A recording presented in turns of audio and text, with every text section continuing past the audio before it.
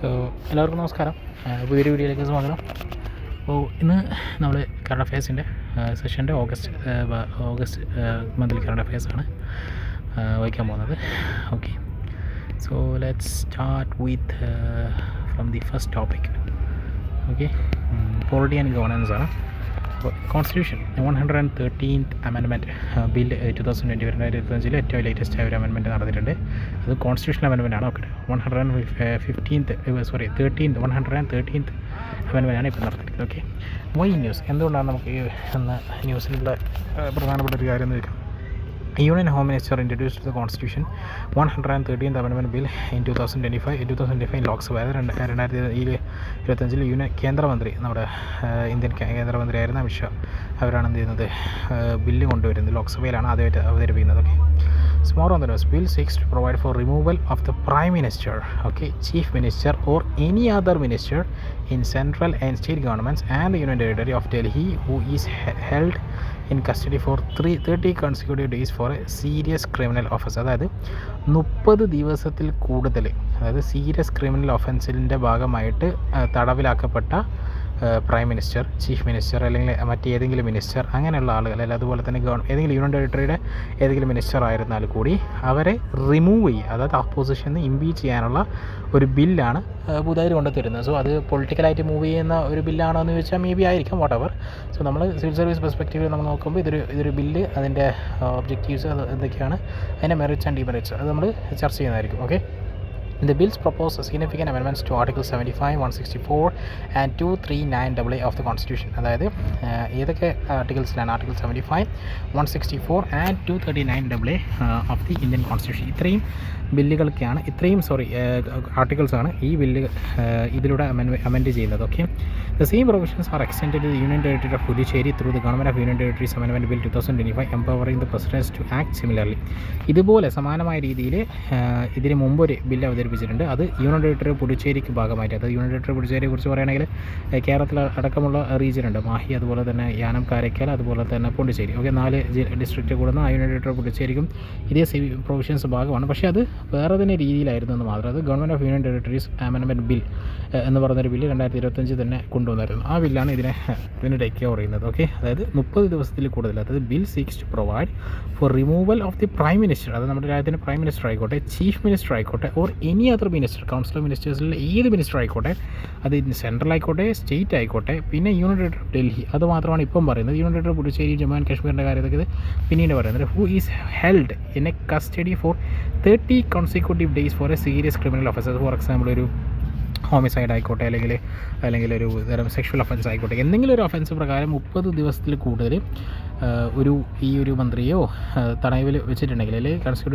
ഈ criminal offence charge ചെയ്ത് arrest ചെയ്യപ്പെട്ടിട്ടുണ്ടെങ്കിൽ, നിലവിൽ അദ്ദേഹത്തിൻ്റെ പൊസിഷനിൽ നിന്ന് അദ്ദേഹത്തിൻ്റെ റിമൂവ് ചെയ്യാനുള്ള പെർമിഷൻ നമ്മുടെ കോൺസ്റ്റിറ്റ്യൂഷൻ ഉണ്ട്, അല്ലെങ്കിൽ നമ്മുടെ ഗവൺമെൻറ്റിനുണ്ട് എന്നുള്ളതാണ് ബില്ലിൽ കൊണ്ട് ഉദ്ദേശിക്കുന്നത്. Okay, the Jammu and Kashmir reorganisation amendment bill 2025 also applies the same provisions to Jammu and Kashmir along the LG to remove the CM or ministers. Okay, അതായത് ജമ്മു ആൻഡ് കശ്മീരിൻ്റെ കാര്യങ്ങൾ അറിയാലോ. അപ്പോൾ ആ Jammu and Kashmir Organization Amendment Bill 2025 also applies the same provisions to Jammu and Kashmir, allowing the Lieutenant Governor to remove the CM or ministers. അപ്പോൾ ഈ നമ്മുടെ ഇപ്പോഴത്തെ ലെഫ്റ്റനൻറ്റ് ഗവർണർ, ജമ്മു ആൻഡ് കശ്മീരിൻ്റെ, അവർക്കാണ് പവർ കൊടുത്തില്ല. അത് ജമ്മു ആൻഡ് കശ്മീരിൻ്റെ ചീഫ് മിനിസ്റ്ററെയോ അല്ലെങ്കിൽ മിനിസ്റ്റേഴ്സിനെ റിമൂവ് ചെയ്യുന്നത് ഇത്തരം കേസസിൽ നോട്ടീസ് ചെയ്യപ്പെട്ടാൽ. Okay, all 3 bills have been referred to the Joint Parliamentary Committee for detailed examination and discussion. Okay, നമുക്കറിയാം ഒരു ബില്ല് അവതരിപ്പിക്കുന്നതിന് മുമ്പായിട്ട് എന്തിനാ ബില്ല് കമ്മിറ്റിക്ക്, അല്ലെങ്കിൽ പാർലമെൻറ്റ് കമ്മിറ്റിക്ക്, ജോയിൻറ്റ് പാർലമെൻറ്റ് കമ്മിറ്റിക്ക് എന്ത് ചെയ്യും, റെഫർ ചെയ്യും, അത് കൂടുതൽ ഡിസ്കസ് ചെയ്യാൻ വേണ്ടിയിട്ട്. Okay, so key provisions of the constitution amendment bill 2025. Okay, 2025 ഇപ്പോൾ ഇറക്കപ്പെട്ട അമെൻമെൻറ്റ്, കോൺസ്റ്റിറ്റ്യൂഷൻ അമെൻമെൻറ്റിൻ്റെ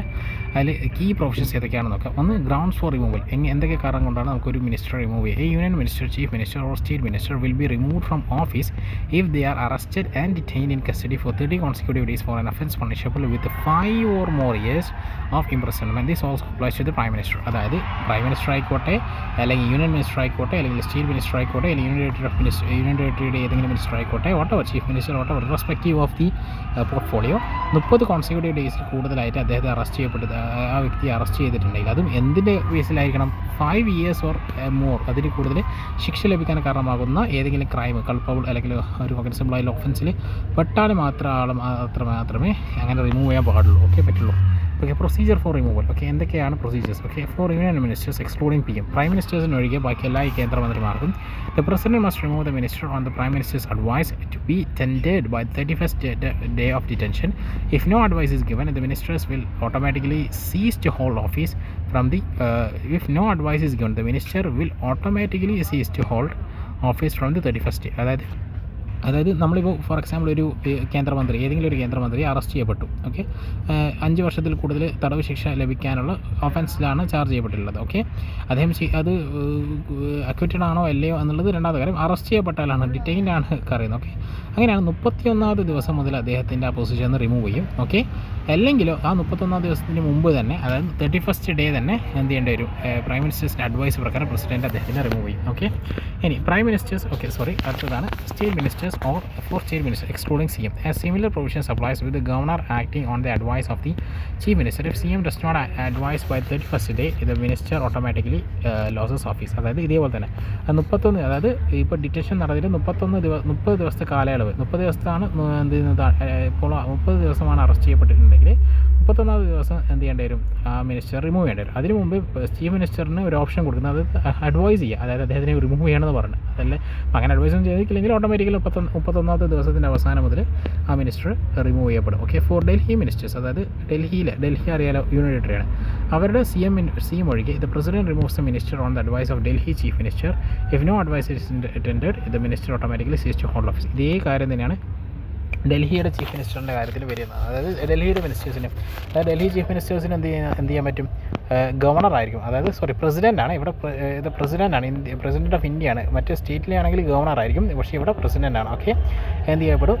മിനിസ്റ്റർ റിമൂവ് ചെയ്യപ്പെടും ഓട്ടോമാറ്റിക്കലായിട്ട്. Okay, for prime ministers or chief ministers union state of Delhi, the prime minister or chief minister must tender the resignations by the 31st consecutive day of custody. If they fail to resign, they will automatically cease to hold office from the day thereafter. For prime ministers or chief ministers, അത് prime minister ആയിക്കോട്ടെ അല്ലെങ്കിൽ chief minister ആയിക്കോട്ടെ, union ആയിക്കോട്ടെ, state ആയിക്കോട്ടെ, ഡൽഹി ആയിക്കോട്ടെ, the prime minister or chief minister must tender their resignation by the 31st consecutive day of custody. If they fail to resign, it will automatically cease to hold the office from the day of the അതായത് ഇപ്പോൾ ഇത് prime minister ആയിക്കോട്ടെ അല്ലെങ്കിൽ chief minister ആയിക്കോട്ടെ, അത് ഡൽഹിയുടെ ആയിക്കോട്ടെ അല്ലെങ്കിൽ സ്റ്റേറ്റ് ഗവൺമെൻറ്റിൻ്റെ ആയിക്കോട്ടെ, യൂണിയൻ്റെ ആയിക്കോട്ടെ, 31ാം ദിവസത്തിൽ അദ്ദേഹത്തിൻ്റെ സ്ഥാനം തെറിക്കും എന്നുള്ളതാണ് പറയുന്നത്. അത് there is no provision. Okay, no bar on reappointment of a minister, prime minister or chief ministers allowed after their release from custody. ഇപ്പോൾ ഫോർ എക്സാമ്പിൾ കേരളത്തിന് ആ ഒരു എക്സ് പറയുകയാണ്, കേരളത്തിൽ ഒരു എ എന്ന് പറയുന്നത് എക്സ് എന്ന് പറയുന്നൊരു മന്ത്രി ഉണ്ടെന്ന് വിചാരിക്കും. ആ എക്സ് എന്ന് പറയുന്ന മന്ത്രി ഏകദേശം 30 ദിവസത്തോളം തടവിലാക്കപ്പെടുകയും 31ാമത്തെ ദിവസം അദ്ദേഹം സ്വമേധയാ രാജിവെക്കേണ്ടി വരും, അല്ലെങ്കിൽ രാജിവെപ്പിക്കും, അല്ലെങ്കിൽ അദ്ദേഹത്തിൻ്റെ പൊസിഷൻ റിമൂവ് ചെയ്യപ്പെടും. അങ്ങനെ ആ മിനിസ്റ്റർ എന്ത് ചെയ്യപ്പെട്ടു? സ്ഥാനത്ത് ഇരിക്കുന്നില്ല. അദ്ദേഹം ഇപ്പോൾ മിനിസ്റ്ററല്ല, അദ്ദേഹത്തിന് MLA മിനിസ്റ്ററല്ല, പക്ഷേ അദ്ദേഹത്തിന് എന്തില്ല? അദ്ദേഹം ഇപ്പോഴും ജയിലിൽ തുടരുകയാണ്. ഓക്കെ, അല്ലെങ്കിൽ ഡിറ്റൈൻഡ് ആണ്. അപ്പോൾ ജയിൽ വാസം കഴിഞ്ഞ് ഏകദേശം 1 മാസം അല്ലെങ്കിൽ 2 മാസമൊക്കെ ശേഷം കുറ്റവിമുക്തനാക്കപ്പെട്ട് അദ്ദേഹം പുറത്തിറങ്ങുകയാണെങ്കിൽ ആ വ്യക്തിക്ക് എന്ത് ചെയ്യാൻ പറ്റും? ആ വ്യക്തിയെ തന്നെ പിന്നെയും വീണ്ടും മിനിസ്റ്ററാക്കി അപ്പോയിൻറ്റ് ചെയ്യാൻ ആ ഗവൺമെൻറ്റിന് പറ്റും. അതിന് യാതൊരു തടസ്സവുമില്ല. അത് ഏത് ഗവൺമെൻറ് ആയിക്കോട്ടെ, യൂണിയൻ ഗവൺമെൻറ് ആയിക്കോട്ടെ, സെൻട്രൽ ഗവൺമെൻറ് ആയിക്കോട്ടെ, അല്ലെങ്കിൽ സ്റ്റേറ്റ് അല്ലെങ്കിൽ territory government, union territory government അല്ലെങ്കിൽ ബിൽ ഇതുവരെ ഡൽഹി ആയിക്കോട്ടെ. Arguments in favor of bills, constitutional morality and ethical governance. Okay, supreme court ഇതിനെതിരായിട്ടുള്ള ആർഗ്യുമെൻറ്റ്സ് അല്ലെങ്കിൽ അതായത് ഇതിൽ ഫേവർ ചെയ്തുള്ള ബിൽസും അതുപോലെ തന്നെ എഗെയിൻസ്റ്റ് ആയിട്ടുള്ള ഇതുമാണ് ഇനി നമ്മൾ പറയാൻ പോകുന്നത്. Okay, constitutional morality and ethical governance. Okay, വൃത്തിയായി പറയുന്നത് constitutional morality and ethical governance. Supreme കോടതി Manoj Narula versus union of India 2014 ആ ഒരു കേസിൽ had indicated that morality is an intrinsic to constitutional framework. Okay, arguing against appointing persons with serious criminal charges as ministers. അതായത് 2014 supreme കോടതി rule ചെയ്ത് Manoj Narula versus union of India കേസസിൽ അത് indicated that morality is intrinsic to constitutional framework. അതായത് കോൺസ്റ്റിറ്റ്യൂഷണൽ ഭരണ സംവിധാനത്തിൻ്റെ അകത്ത് വരുന്ന ഒരു കാര്യമാണ് ധാർമ്മികത എന്ന് പറയുന്നത്, മൊറാലിറ്റി എന്ന് പറയുന്നത്. Okay, urging against appointing person with serious criminal charges as minister. അതായത് സീരിയസ് ആയിട്ടുള്ള ക്രിമിനൽ ചാർജസ് ഉള്ള ആളുകളെ മിനിസ്റ്ററായി അപ്പോയിൻറ്റ് ചെയ്യുന്നത് അല്ലെങ്കിൽ മിനിസ്റ്ററായിട്ട് റൂൾ ചെയ്യുന്നത് കണ്ടിന്യൂ ചെയ്യുന്നത് അത് ഒരിക്കലും കോൺസ്റ്റിറ്റ്യൂഷണൽ മൊറാലിറ്റിക്ക് തന്നെ എതിരാണ് എന്നുള്ളതാണ് ഈ ഒരു കേസിൽ പറയുന്ന മൊറാലിറ്റിയാണ് ഉദ്ദേശിക്കുന്നത്. ഓക്കെ, അപ്പോൾ അത് സുപ്രീം കോടതിൻ്റെ ഒരു അപ്ഹോൾഡിംഗ് ഉണ്ട് നേരത്തെ തന്നെ. Okay, protecting the public trust. This measures is seen as a strong stance against corruption and the criminalisation of the politics potentially enhancing public trust in institutions. Okay, protecting public trust. Okay, അതായത് public ട്രസ്റ്റിന്, അതായത് ജനസമ്മതത്തിന് അല്ലെങ്കിൽ ജനത്തിൻ്റെ വിശ്വാസത്തെ അതിനെ protect ചെയ്യാൻ ഇത് കാരണം. This means this measure is seen as a strong stance against corruption and the criminalization of politics potentially enhancing public trust in institutions. അതായത് നമ്മുടെ ഗവൺമെൻറ് സംവിധാനത്തിൽ പൊളിറ്റിക്കലി ആയിട്ടുള്ള അല്ലെങ്കിൽ ക്രിമിനലൈസേഷൻ ഓഫ് പൊളിറ്റിക്സ്, അതുപോലെ തന്നെ കറപ്ഷൻ തുടങ്ങിയ കാര്യത്തിനെ സാധൂകരിക്കുന്നതിൽ നിന്ന് നമ്മുടെ ഗവൺമെൻറ് ഇതിനെ തടയുന്ന രീതിയിൽ വലിയൊരു പ്രൊട്ടക്ഷൻ മെഷറായിട്ടാണ് ഇത് കാണുന്നത്. കാരണം ഗവൺമെൻറ് എന്തും അൾട്ടിമേറ്റ് പവർ ആയിരുന്നു നേരത്തെ, അതെടുത്ത് കളഞ്ഞ് ഇപ്പം ഏത് മന്ത്രി ആയിക്കോട്ടെ, ഏത് വീരേന്ദ്രൻ ആയിക്കോട്ടെ, പെട്ടെന്ന് തന്നെ അദ്ദേഹത്തിൻ്റെ സ്ഥാനം പെട്ടെന്ന് തന്നെ പോകണം. അത് അറസ്റ്റ് ചെയ്യപ്പെട്ടാൽ മതി. അതിപ്പോൾ അക്വറ്റഡ് ആണ് അല്ലെങ്കിൽ അത് കുറ്റം തെളിയിക്കണമെന്നില്ല, അല്ലെങ്കിൽ കുറ്റം തെളിയിച്ച് അല്ലെങ്കിൽ അദ്ദേഹത്തിന് അങ്ങനെയൊന്നുമില്ല. മേ ബി അറസ്റ്റ് ചെയ്യപ്പെട്ടു, ഓക്കെ, അദ്ദേഹത്തിന് 30 ദിവസത്തേക്ക് തടവിൽ വെച്ച് കഴിഞ്ഞാൽ 31 ദിവസം മുതൽ സ്ഥാനം തെളിക്കും. Okay, good governance is seeks to eliminate anomaly of governance from jail, okay, aligning executive functions with accountability and addressing constitutional gaps in accountability. അതായത് ഇത് എന്ത് ചെയ്യുന്നുണ്ട് വെച്ചാൽ ഗവർണൻസ്, അതായത് ഗുഡ് ഗവർണൻസിന് ഒരു എക്സാമ്പിളാണ്. Okay, it seeks to eliminate anomaly of governance from jail. അതായത് ജയിലിൽ നിന്നുകൊണ്ടുള്ള ഗവർണൻസിലാണ് നേരത്തെ മന്ത്രിമാരൊക്കെ ഈ പല കേസസിലുള്ളിൽ പോകും, പക്ഷേ മന്ത്രിമാരെ സ്ഥാനം തുടരുന്ന ജയിലിൽ നിന്ന് അവർക്ക് റൂൾ ചെയ്യുന്നൊരു സംവിധാനമുണ്ട്. Aligning executive functions with accountability and addressing constitutional gaps in accountability. Okay, ഇത് ഗവൺമെൻറ് അക്കൗണ്ടബിൾ ആക്കും. അങ്ങനെയുള്ള യാതൊരു തരത്തിലുള്ള ഫെസിലിറ്റീസും ഇനി ഉണ്ടായില്ല. Okay, bridging legal gap. Okay, the existing Representation of People's Act (RP Act) disqualified elected representatives only after the conviction. The bill addresses to interim period of arrest and detention, bridging a crucial legal gap. അതായത് ഈ നിലവിലുള്ള ഒരു act എന്ന് പറയുന്നത് ഇതുപോലെ convicted ആയ മിനിസ്റ്റേഴ്സിനെയൊക്കെ remove ചെയ്യാൻ വേണ്ടിയിട്ടുള്ള act, representations of people act. Okay, RP act എന്ന് പറയും. Disqualified elected representatives only after the conviction. അത് കൺവിക്ഷന് ശേഷം മാത്രം, അതായത് കുറ്റം തെളിയിക്കപ്പെട്ടു എന്ന്, അതായത് വിചാരണയ്ക്ക് ശേഷം കുറ്റം തെളിയിക്കപ്പെട്ടു, കോടതി വിധി വന്നാൽ മാത്രമേ അവരെ പുറത്താക്കുന്നു നേരെ. പക്ഷേ ഇതിപ്പോൾ അതല്ല. ഇത് നേരത്തെ അറസ്റ്റ് ചെയ്യപ്പെട്ടാൽ തന്നെ ആ കാലയളവിൽ തന്നെ എന്ത് ചെയ്യുന്നുണ്ട്, ആളുകളെ പുറത്താക്കാൻ സഹായിക്കുന്നുണ്ട്. Fairness with other employees. Okay, ordinary government employees face suspensions after 48 years in custody. Similar standard should apply to ministers. അതായത് നിലവിലിപ്പോൾ നമ്മുടെ സർക്കാർ ഉദ്യോഗസ്ഥർ ഏതെങ്കിലും രീതിയിൽ കറപ്ഷനോ ഏതെങ്കിലും രീതിയിൽ പ്രാക്ടീസ് ചെയ്ത് കഴിഞ്ഞാൽ 48 മണിക്കൂർ കൊണ്ട് തന്നെ എന്തുന്നുണ്ട്, സസ്പെൻഷൻ വരെ നേരിടുന്നുണ്ട്. അവർ ജോലിയിൽ നിന്ന് പുറത്താണ്. പക്ഷേ ഇവർ മിനിസ്റ്റേഴ്സിൻ്റെ കേസിലോ അവർക്കൊന്നും ഒന്നുമില്ല, ചോദിക്കാനും പറയാനൊന്നും ആരും ഇല്ല എന്നുള്ളൊരവസ്ഥയിൽ നിന്ന് വലിയൊരു മാറ്റമാണ് ഉദ്ദേശിക്കുന്നത്. Okay, other uniform party applications advances political decriminalisation, balancing frivolous arrest and judicial security. അതായത് യൂണിഫോം പാർട്ടി ആപ്ലിക്കേഷനാണ്. അതായത് ഇപ്പോൾ പാർട്ടി ചെയ്ത് നോക്കാണ്ട് എല്ലാവർക്കും ഇത് ബാധകമാണ്. അത് കറണ്ട് റൂളിംഗ് പാർട്ടി ആയിക്കോട്ടെ, ഒപ്പോസിഷൻ ആയിക്കോട്ടെ, വെദർ ഇറ്റ് ഈസ് NDA ആയിക്കോട്ടെ, അല്ലെങ്കിൽ INDA, ഏത് മുന്നണി ആയിക്കോട്ടെ, ഏത് ലെഫ്റ്റ് റൈറ്റോ സെൻറ്ററോ ഏതോ ആയിക്കോട്ടെ, without irrespective of political party they are removed. Okay, അത് advance political decriminalisation, balancing frivolous arrest, പെട്ടെന്നുള്ള അറസ്റ്റുകൾ, അതുപോലെ തന്നെ അനാവശ്യമായ അറസ്റ്റുകൾ, അതുപോലെ ജുഡീഷ്യൽ സ്ക്രൂട്ടിനിക്കും ഇതൊക്കെ ബാധിക്കുന്നുണ്ട് എന്നർത്ഥം. അല്ലെങ്കിൽ വലിയ രീതിയിൽ ഒരു മുന്നേറ്റമാണ് ഇതുകൊണ്ട് ഉദ്ദേശിക്കുന്നത് എന്നാണ് ഇതിനെ ഫേവർ ചെയ്ത് പറയുന്നത്. ഇനി ഇതിൻ്റെ അഗെയിൻസ്റ്റ് ആയിട്ട് കാണുന്ന കാര്യങ്ങളാണ് നമ്മൾ പറയാൻ പോകുന്നത്. കാരണം നേരത്തെ നമ്മൾ പറഞ്ഞായിരുന്നു ആർഗ്യുമെൻറ്റ്സ് അഗെയിൻസ്റ്റ് ബിൽസ്. ഓക്കെ, അതായത് നേരത്തെ നമ്മൾ പറഞ്ഞതെന്ന് വെച്ചാൽ ഇപ്പോൾ ഒരു ബില്ല് കൊണ്ടുവരും, ഞാൻ നേരത്തെ പറഞ്ഞു ഇത് പൊളിറ്റിക്കലായിട്ട് ഉപയോഗിക്കാനുള്ള ചാൻസ് വളരെ കൂടുതലാണ്. Okay, political weaponization and threat to federalism. Okay, central agencies like the ED, Enforcement Directorate and CBI, Central Bureau of Investigation, could be misused to arrest leaders on flimsy charges, providing a legal shortcut to destabilize governments without electoral contest. അതായത് ഇതിപ്പോൾ നമുക്കിപ്പോൾ അതൊരു threat to ഫെഡറലിസമാണ്. ഒന്നുകിൽ political വെപ്പണൈസേഷൻ, അതായത് നമുക്കിപ്പോൾ വേണമെങ്കിൽ ഇപ്പോൾ central ഗവൺമെൻറ്റിലെ ഒരു ഗവൺമെൻറ്റിൻ്റെ maybe try to false charge ചെയ്തിട്ട് ഒരു സ്റ്റേറ്റ് ചീഫ് മിനിസ്റ്ററെ വേണമെങ്കിൽ റിമൂവ് ചെയ്യാൻ പറ്റും. 31 ദിവസത്തിനുള്ളിൽ അദ്ദേഹത്തിൻ്റെ പവർ പോകും. ചീഫ് മിനിസ്റ്റർ റിമൂവ് ചെയ്യുമ്പോഴുള്ള പ്രശ്നം അവിടെ ഉണ്ടാകുന്ന ഒരു വലിയൊരു വാക്യൂമുണ്ട്, പൊളിറ്റിക്കൽ ഇൻസ്റ്റബിലിറ്റി ഉണ്ട്. അതായത് 5 വർഷത്തിൽ കൂടുതൽ വരുമ്പോൾ ഇലക്ഷന് അതിലൂടെയൊക്കെ ജയിച്ചു വന്ന ഒരു പ്രതിനിധി അദ്ദേഹം MLA ആയി പിന്നീട് ചീഫ് മിനിസ്റ്റർ ആകുന്നു. അദ്ദേഹം തുടങ്ങി വെച്ച ഒരുപാട് പ്രോജക്ട്സ് കാര്യങ്ങൾ, അവർ സൈൻ ചെയ്ത് വെച്ച ഒരുപാട് പ്രോജക്ട്സ് കാര്യങ്ങൾ, അല്ലെങ്കിൽ പല സംവിധാനങ്ങളൊക്കെ ഉണ്ട്. ആ ഫ്രെയിം വർക്ക് തന്നെ പെട്ടെന്ന് സ്റ്റോപ്പ്, ആ ഒരു പ്രോഗ്രസ് പെട്ടെന്ന് സ്റ്റോപ്പ് ചെയ്യും. സ്റ്റേറ്റ് ഇൻസ്റ്റബിലിറ്റി അതിലേക്ക് പോവുകയും ചിലപ്പം പൊളിറ്റിക്കൽ ക്യാവോസും അതുപോലെ തന്നെ എതിരഭിപ്രായങ്ങളൊക്കെ കാരണം പൊളിറ്റിക്കൽ ഇൻസ്റ്റബിലിറ്റിയും, അതുപോലെ തന്നെ maybe there is a chance of big riots and mass protest and അതുപോലെ തന്നെ നമ്മുടെ ഇത് വരാം, അതായത് പ്രസിഡന്റ് റൂൾ വരാനുള്ള ചാൻസ് ഉണ്ട്. അത് എക്കോണമീനെ ബാധിക്കുന്ന എല്ലാ തരത്തിലും ഒരു രാജ്യത്തിനെ ബാധിക്കുന്ന രീതിയിലേക്ക് ഇത് മാറാനുള്ള ചാൻസ് കൂടുതലാണ്. അത് ഫെഡറലിസം സംവിധാനത്തിനെ ബാധിക്കാനുള്ള ചാൻസ് ഉണ്ട്. Any presumptions of innocence at stake. The bill is against the principle of innocence until proven guilty and natural justice by triggering removal based on detentions alone without conviction or even the framing of charges. അതായത് ഒരാൾ ഒരു കുറ്റക്കാരനാണ് തെളിയിക്കപ്പെടുന്ന ആ moment വരെ അയാൾ എന്താണ് നിരപരാധിയാണ് എന്നുള്ളതാണ് നമ്മുടെ ജുഡീഷ്യറി മുന്നോട്ട് വെക്കുന്ന ഒരു ഒബ്ജക്റ്റീവ് എന്ന് പറയുന്നത്. അതിനെതിരാണ് ഇത്. ജസ്റ്റ് അറസ്റ്റ് ചെയ്യപ്പെട്ടാൽ തന്നെ എന്ത് ചെയ്യുന്നു, അവരുടെ പൊസിഷൻ തെറിക്കുകയാണ്. അത് ഡെമോക്രസിയെ തന്നെ ചോദ്യം ചെയ്യുന്ന രീതിയിലേക്കൊക്കെ മാറുമെന്ന് വേണമെങ്കിൽ പറയാം എന്ന് മാത്രം. ഓക്കെ, അല്ലെങ്കിൽ നമ്മുടെ ഒരു ജുഡീഷ്യറിയൊക്കെ അല്ലെങ്കിൽ നമ്മുടെ നിയമ സംവിധാനത്തെയും അല്ലെങ്കിൽ അതിനൊക്കെ ജസ്റ്റ് ചെറിയ രീതിയിൽ ഇൻ്റർഫിയർ ചെയ്യാൻ ചാൻസ് ഉണ്ട് എന്നുള്ളതാണ് ആർഗ്യുമെൻറ്റ് അഗേൻസ്റ്റ് ആയിട്ട് പറഞ്ഞത്.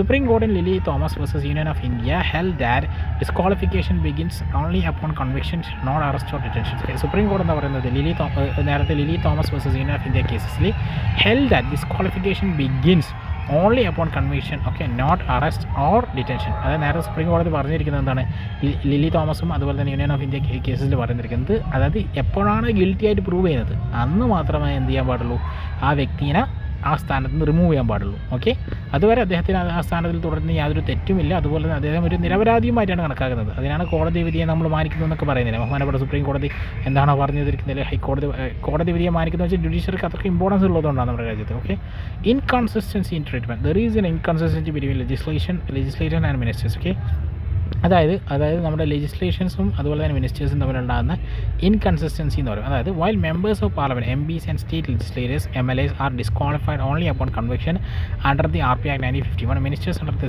Under this will could be force to resign on mere detention. വെറും ഒരു ജസ്റ്റ് ഒരു പാർട്ട് ഓഫ് ലൈക്ക് ഒരു ചെറിയൊരു അറസ്റ്റിൻ്റെ പേരിൽ മിനിസ്റ്റേഴ്സാണ് സ്ഥാനം തെറിക്കുന്നത്. അല്ലെങ്കിൽ അതുപോലെ തന്നെ നമ്മുടെ ചീഫ് മിനിസ്റ്റേഴ്സും പ്രൈം മിനിസ്റ്റേഴ്സിൻ്റെയൊക്കെ സ്ഥാനമാണ് പോകുന്നത്. പക്ഷേ നേരെ മറിച്ച് നമ്മൾ നോക്കണം, MPസിനും MLAസിനും അങ്ങനെ ഇതില്ല. MPസിനും MLAസിനും ഇപ്പോഴും ഏതാണ് ബാധകമാകുന്നത്, RP Act, representation of peoples act 1951 ബാധകം വന്നത്. അതിലൂടെയാണ് അവർക്ക് എന്ത് ചെയ്യാൻ പറ്റുള്ളൂ, റിമൂവ് ചെയ്യപ്പെടാൻ പാടുള്ളൂ. ഓക്കെ, അതായത് അവർക്ക് കുറച്ചും കൂടി കാലഘട്ടം കിട്ടുന്നുണ്ട്. കൺവിക്റ്റഡ് ആയി കഴിഞ്ഞാൽ മാത്രമേ, അതായത് ഗിൽറ്റിയായി പ്രൂവ് ചെയ്താൽ മാത്രമേ റിമൂവ് ചെയ്യേണ്ട ആവശ്യമുള്ളൂ. Okay, supreme court in Lily presumptions of innocence, okay, അതാണ് പറയുന്നത്. ഇൻകൺസിസ്റ്റൻസി അതാണ് പറയുന്നത്. ഇനി അതായിരുന്നു resolving door problem. This provision allowing reappointment after release from custody could lead to cycles of resignations and reinstatement, causing political instability and potentially incentivizing tactical legal maneuvers. അതായത് ഞാൻ നേരത്തെ പറഞ്ഞ പോലെ തന്നെ ഇപ്പോൾ ഒരു മന്ത്രി പെട്ടെന്ന് രാജിവെക്കുമ്പോൾ അതിന് ഓഫ്കോഴ്സ് എന്തിനായ പൊളിറ്റിക്കൽ ഡിസെൻറ്റ് ഉണ്ടാവും. വലിയ നമ്മുടെ ഡെമോക്രസിയുടെ ഒരു ബ്യൂട്ടിയാണത്. എന്നിരുന്നാലും ഡിസെൻറ്റ് ഉണ്ട്. അപ്പോൾ ഒരു മന്ത്രിനെ രാജിവെക്കുമ്പോൾ ആ പൊളിറ്റിക്കൽ പാർട്ടീസ് എന്ത് ചെയ്യും, ഇപ്പോൾ സെൻട്രൽ ഗവൺമെൻറ്റിനെതിരെയൊക്കെ പ്രതിഷേധ പ്രവർത്തനങ്ങൾ നടത്താനുള്ള ചാൻസ് ഉണ്ട്. ഞാൻ നേരത്തെ പോലെ സ്റ്റാഗ്നേഷൻ ഓഫ് പ്രോജക്ട്സ്, അതുപോലെ തന്നെ inconsistency in keeping the governments objectives, അങ്ങനത്തെ കുറേ കാര്യങ്ങളുണ്ട്. അതുപോലെ തന്നെ ഒരു മന്ത്രി ഇല്ലാതിരിക്കുക എന്ന് പറയുന്നത്, പൊസിഷൻ ഒരു സീറ്റിൽ ആളില്ലാതിരിക്കുക എന്ന് പറയുന്നത് ആ entire ministry of setup of frame വർക്കിൻ്റെ മുമ്പോട്ടിനെ തടസ്സം വെക്കുന്ന കാര്യമാണ്. ഓക്കെ, ഇത് അപ്പോൾ അതുകൊണ്ട് തന്നെ സ്റ്റേറ്റ് പൊളിറ്റിക്കൽ സ്റ്റെബിലിറ്റിയിലേക്ക് പോകുന്ന ചാൻസ് ഉണ്ട്. അത് ഇൻക്ലൂഡിങ് PM ഒക്കെയാണ് രാജിവെക്കുക എന്ന് പറയുമ്പോൾ ചെറിയ കാര്യമല്ലല്ലോ.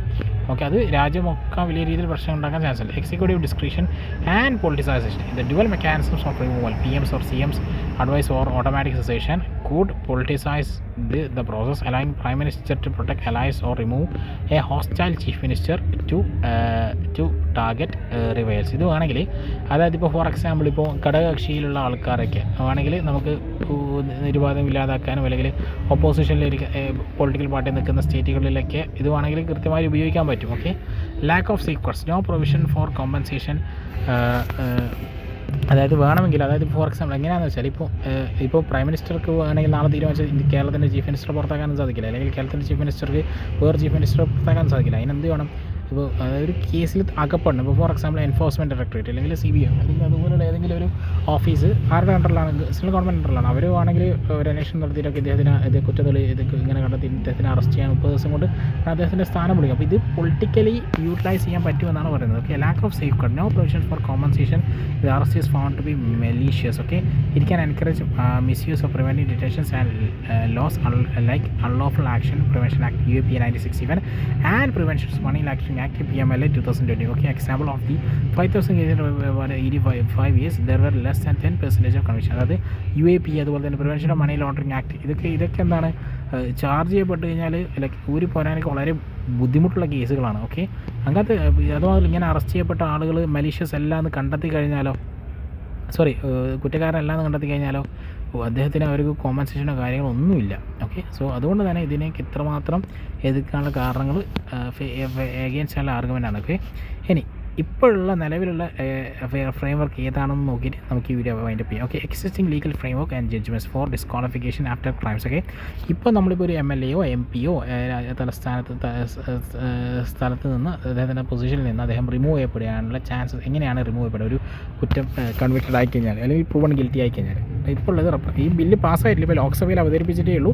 ഇപ്പോൾ പാർലമെൻ്ററി കമ്മിറ്റിക്ക് വേണ്ടിയിട്ട് ജോയിൻറ്റ് പാർലമെൻ്ററി കമ്മിറ്റിക്ക് വേണ്ടി ഡിസ്കഷന് റെഫർ ചെയ്തിട്ടുണ്ട്. Okay, representation of peoples act 1951 act പ്രകാരം എങ്ങനെയാണെന്ന് വെച്ചാൽ under sections 8 of 3 of the RPA, legislators are disqualified from contesting elections or continuing in office upon conviction for certain criminal offences with imprisonment of 2 years more. Okay, അതായത് 2 വർഷമോ കൂടുതലോ ഇംപ്രിസൺമെൻ്റ് ഉള്ള ആളുകൾക്ക് എന്ത് ചെയ്യാൻ പറ്റും?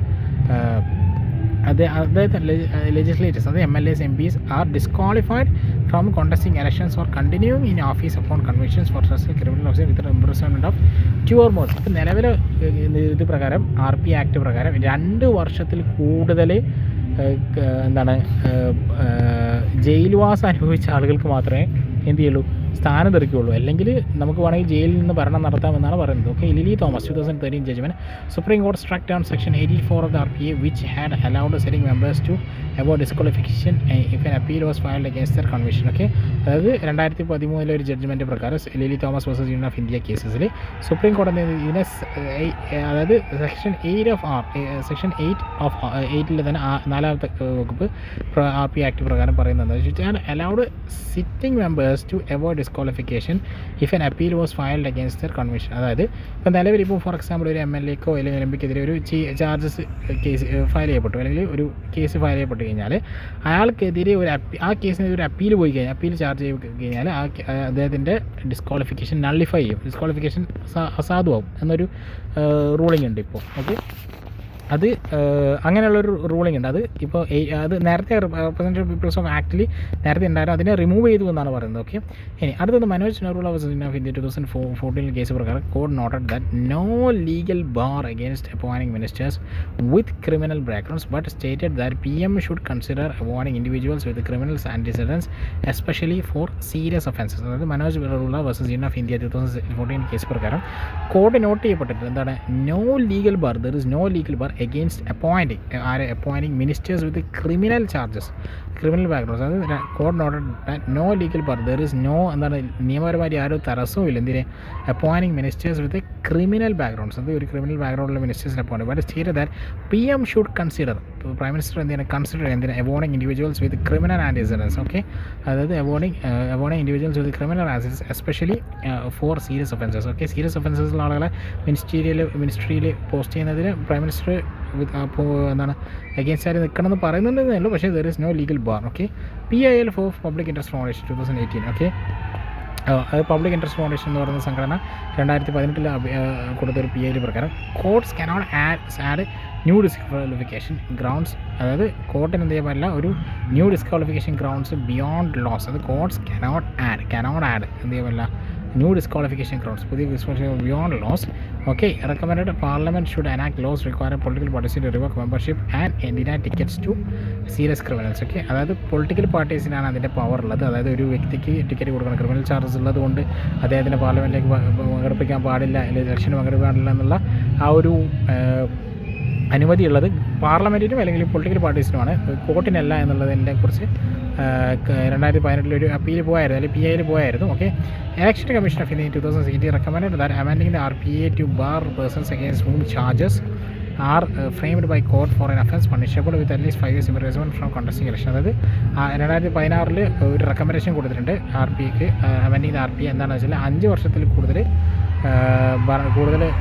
ഭരണം നടത്തുന്ന ആളുകൾ RPA to bar persons, amending the RPA to bar persons against whom charges are framed by court, അതായത് for an offence punishable for at least 5 years versus contesting election. അതായത് ഇലക്ഷൻ കണ്ടസ്റ്റ് ചെയ്യുന്നതിൽ നിന്നും 5 വർഷത്തേക്ക് തടസ്സം വെക്കുന്നത്. അതായത് എന്താണെന്ന് വെച്ചാൽ charges are framed by court for offence, അതായത് ഇറക്കോണ്ട് amending the RPA to bar persons against whom charges are framed by code of an offence punishable up to the imprisonment from contesting election. അതായത് 5 വർഷത്തിൽ കൂടുതൽ ജയിലിൽ അകപ്പെടാനുള്ള charges ഉണ്ടെങ്കിൽ അവരെ election നിൽക്കുന്നതിനും election commission of India 2016 റെക്കമെൻഡേഷനിലൂടെ തടയുന്നുണ്ട്. ഓക്കെ, ഇനി way forward interim suspension rather than outright removal. Law could be provide an interim suspensions of ministerial functions during ongoing trials, allowing governance to continue without compromising accountability. അത് ഒരു നമുക്കൊരു way forward പറയുന്നത് rather than outright പെട്ടെന്നുള്ള റിമൂവലിന് പകരമായിട്ട് law could provide for interim suspension പെട്ടെന്നുള്ള suspension